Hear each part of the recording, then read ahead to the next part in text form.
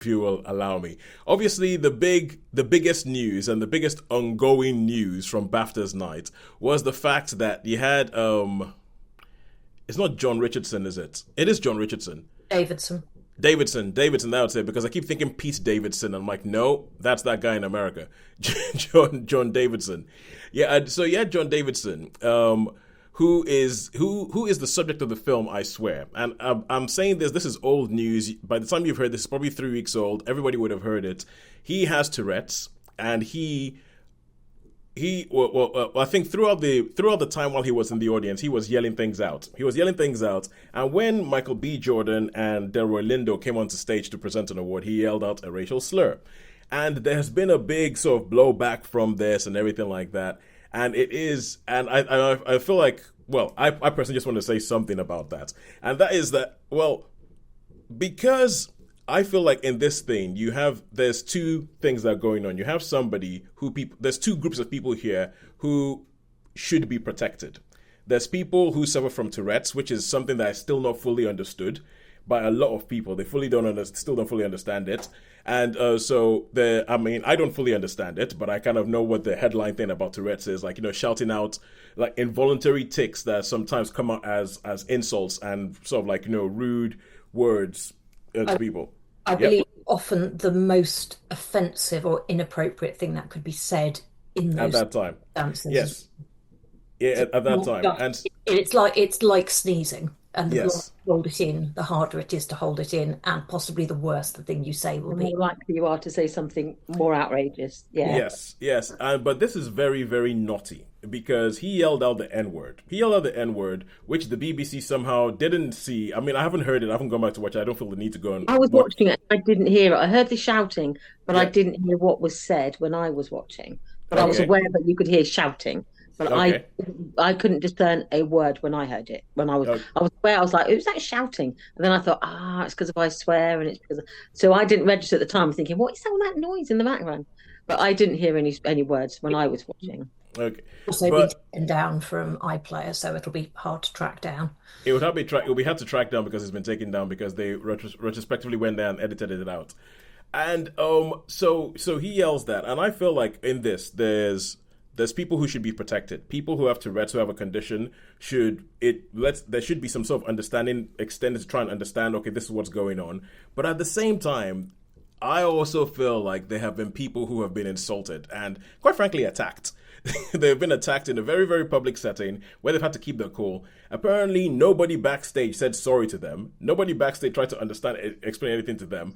And I feel like the fallout from this, at least in the UK anyway, it has been that there seems to be this thing that if we try and acknowledge the hurt that one side has had, that means that we're negating we're negating the protection of the other side. And so and most people seem to have come down on the side of let's protect the guy with Tourette's. We're going to protect the guy with Tourette's, and therefore we're going to ignore the hurt that what he said caused. And I feel like there is a way in which you can say, okay, let's protect him, but at the same time, you've got to be able to say, but that hurt people. You've got to. Yeah. I think quite an interesting transatlantic split. Oh yeah, 100%. I think there is maybe more understanding of Tourette's in the UK, Yep. which is not to say there isn't in the US at all. There is, but there definitely seems to be less, particularly given some of the jokes that have been put on SNL and the like, which are Well, the thing is like the SNL joke. Like the thing is, I can see how the SNL joke works without it being an insult to, say, John Davidson. I've got my Richardson and Davidson's. I can see how that works because that's the kind of thing that I think even in the past. I remember there was a time when Eminem came out and claimed he had Tourette's because of the kind of things that he would say, and he tried to blame that. So that's kind of something that has happened.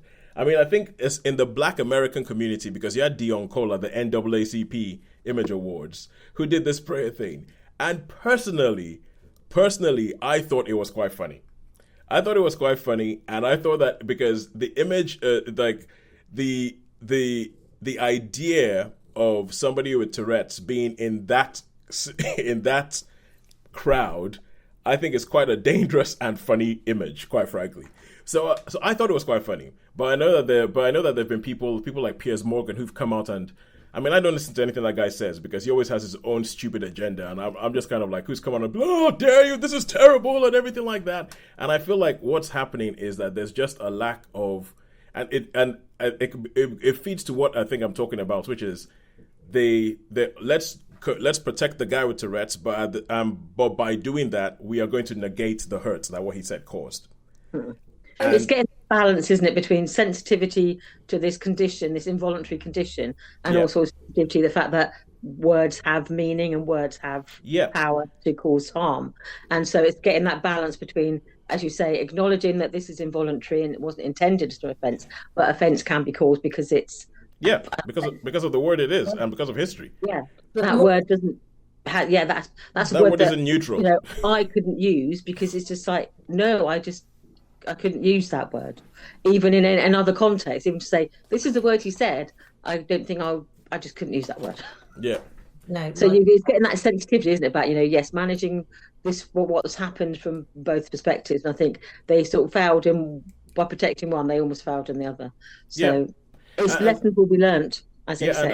And the other thing that I also thought about was I'm glad it's taken me a while to actually say anything about this, because it means you get to learn more about what happened. Things like the fact that nobody apologized to Michael B. Jordan and Delroy Lindo backstage when they're out of the country, and I can't imagine how they felt. I feel like they must have had some images of the head of what England is like that would just have been reinforced by the way they were treated, or not treated that night. But also the fact that Alan Cumming, he said he gave one of those apologies if you were offended, sort of one of those non-apology apologies out from stage. Now, from what I understand, that was what they put on the auto cue, and he was reading out what was on the auto cue, so that wasn't him saying it himself. But it does make me wonder that because, you have Alan Cumming, and Alan Cumming is famously queer. He doesn't try to hide it. He actually pulls it. And I'm wondering whether at any point during the night, John Richardson said the F word. No. He yelled out paedophile. All right. What, Alan Cummings? Yes, and that was edited out. I only found that out yesterday or today. But yes, that was cut, and was the Free Palestine.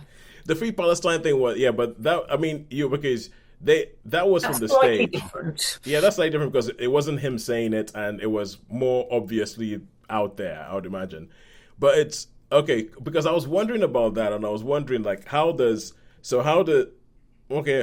is a bit because it's not as if anybody's ever accused Alan Cumming of being that. So it's kind of like I guess we also don't know what else it might have been.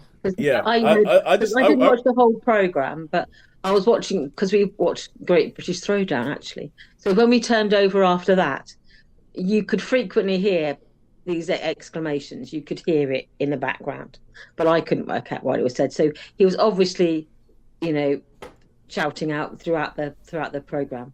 And he left apparently shortly after. He left early. Shortly after that he left. But I just wonder, if that, for instance, if he had said the slur towards homosexual people, the F word, if he'd said that to Alan Cumming, I wonder whether his reaction would have been as, apologies to anybody if you were offended. So it's and it just the whole thing is not. I'm surprised though, if they were aware that this gentleman was going to be there and that this is an involuntary thing, but you would think they would put something like a 10-second delay. There was a 2-hour delay. That was the thing, Sharon. There was a 2-hour delay because I remember. Well, there's no justification for that then. Exactly. So that's the thing, right? I remember seeing, because obviously throughout the Sunday they started showing people arriving on the red carpet, and I was like, hang on, it's like 5:00. Why the heck are they arriving on the red carpet at 5:00 in the afternoon? It's like this is the, and it was because the show actually happened 2 hours before they broadcast it as live. So they've got no justification then for not. No. Yeah. Yeah, and it's and everything I've heard, the thing is because I was reading this thing about they have like secret BAFTA voters and they ask them about different things about the show, and a lot of the responses I'm hearing are coming down on the side of protecting the guy with Tourette's while ignoring the hurt that it's caused. And I think, and I feel like, and I'm not even saying that like that could be clipped up and make it sound as if I'm against the guy with Tourette's. I'm not.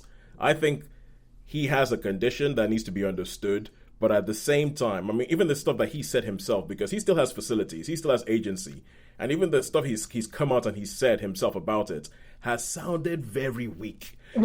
He's actually he's given a really heartfelt statement. I think it was yesterday or Monday. Okay. That went into much more detail and said something along the lines of, whilst I will never apologise for having Tourette's, I am always sorry, and I'm aware, something along the lines of, I'm aware of the hurt that it can cause, and I'm okay. That's much better then. Happens. You know, it was a really heartfelt thing, and I think we've hit the situation again that so many people can't believe that more than one thing can be true at the same time. Yeah. Yeah. And that kindness and compassion costs nothing. And I have to say, as somebody with a disability, I found the NAACP Awards joke really uncomfortable. But I'm also white, so it's going. You know, so I've got 50% of the problem. I don't have Tourette's, obviously. Yeah. Well, not obviously. People can't, don't know if I have it or not, but I don't. But so for me, if somebody had been saying something like that, even in my absence, that indicated me and my disability, I would find that really distressing. And I wouldn't be able to see, particularly somebody I didn't know. If it's somebody I knew, it would be quite different. But, I don't mind, you guys teasing me. Not that you do, but if you did, it would be fine. But it wouldn't be okay. I have to say, probably because I'm not aware of the disability, but I have bipolar disorder. Okay. And I stopped going to a hairdresser because they were joking around across me about saying, "Oh, I have bipolar disorder. I reckon I do too," and neither of them did. And I actually found that quite upsetting. Oh yeah. So I stopped going there. It's not the most traumatic thing that's ever happened to me in my life, but it's how we all respond to things is deeply personal. I also know no offence was intended. Well, yes, something, and it's one of those things where, and as you were saying, I mean, and I'm black, so I found it funny. So, because it is like I'm black, so I could find a way to finding it funny, at the same time knowing that it wasn't. The joke was not accurate as to what Tourette's is, but what I thought we're gonna get to the point. I completely get what you mean. Yeah. And if it weren't for my personal circumstances, I would probably have better been able to see the comedy in it. But because of my circumstances, it didn't come across as funny. Yeah. But that's again, that shows you more than one thing can be true, because I don't think you're wrong in finding it funny. I don't. That's not this isn't something that us not seeing. It doesn't have to be either or. It doesn't have to be either or. There's very little in life that is either or. I mean, as you know, my strong view is killing people bad, but that's mostly not an either or. Oh, sorry. So you say killing people and I laugh, but killing people's bad. No killing people. So now we can move on. Controversial at the moment as well. So. Oh no! Because that reminded me of something I thought I had during one of the things that we're going to talk about this week. And thank you for giving me that way out of this conversation, Holly, into talking about films and stuff like that. And I just hope that I feel like there's a chance here for more understanding for more understanding about Tourette's, and also more understanding about the harm that words can cause, and more understanding that even though it might not be intentional, there could still be harm caused, and all these things need to be taken into account. And I feel like a lot of people who are commenting on it are ignoring one thing so that they can be angry about the other. Yeah. So Exactly right. And, you know, and generosity of spirit costs one nothing. Yeah, yeah. Oh, but the people who come out with this the best, Michael B. Jordan and Delroy Lindo. I actually read something today that said that might have done Oscar chances no harm the way they reacted to it. Actually, they looked uncomfortable, but they carried on, didn't they? So yeah. You know, more power to them. And also because Michael B. Jordan won the Best Actor award at the Actors Awards. I'm like, okay, cool. Okay, I did not see that coming. But if One Battle After Another wins in front of Sinners, I still have to watch One Battle After Another, but never mind. But anyway, what did we see in the cinema this week?